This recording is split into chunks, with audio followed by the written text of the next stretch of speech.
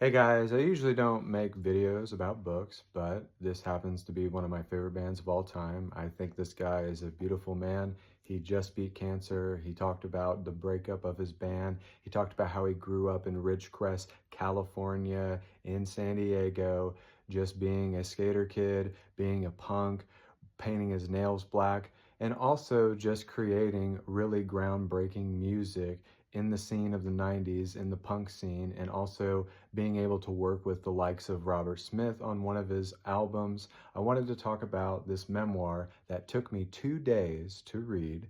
I really recommend it. I felt like it was personable. I felt like Mark was just so funny and loving and kind, and I felt like I was a part of his experience. And he included everyone. He included Matt Skiba, Tom DeLonge, Travis Barker, his beautiful son, Jack, and his wife, Sky, and how he even met his wife. But with all that further ado, I wanted to show you guys this book. It's Fahrenheit 182. And also it has him on the back of it. Look at that guy. He's amazing.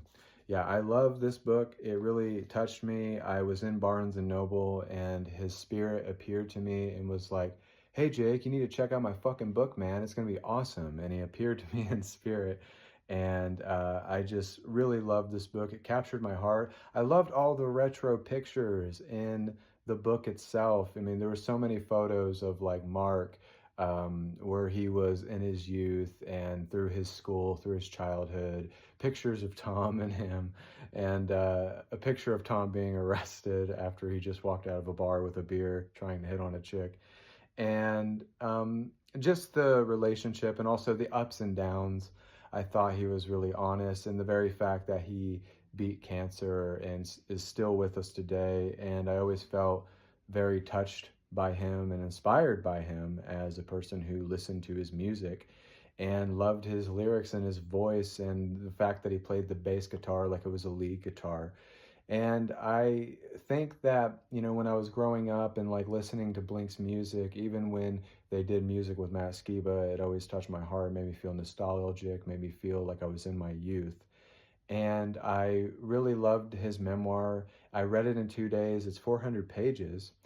And I loved how honest he was. I loved how, like, when you were reading it, you felt like you were a part of him and, really connecting to his life, even, and also all of these, like, just wonderful pictures of him and his bandmates and also just everything like in his life, like when he was going to perform, places and uh, like the jokes and everything, like just amazing how he was able to record and play shows. And also they were just such a big band at the time and so influential. So I really recommend Fahrenheit 182. It touched me because I got to see like a part of California that I might get to see someday.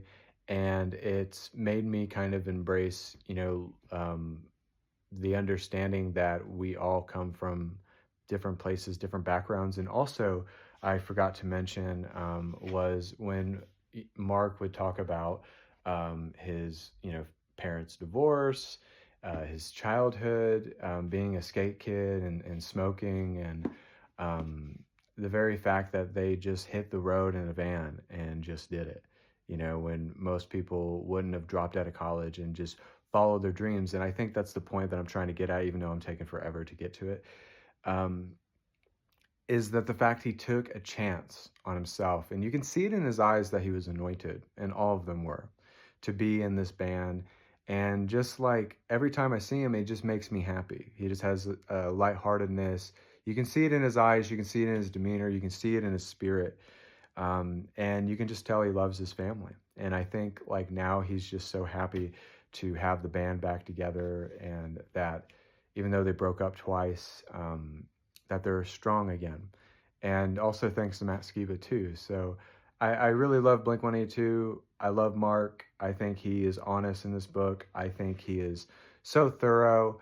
The stories, about like the fights that went on in South Carolina, like where they had a show and everybody was like in a brawl and they shut down the show and sent everybody home. And um, you know, it's just so inviting. And I was so blessed to have walked into Barnes and Noble and his spirit reach out to me.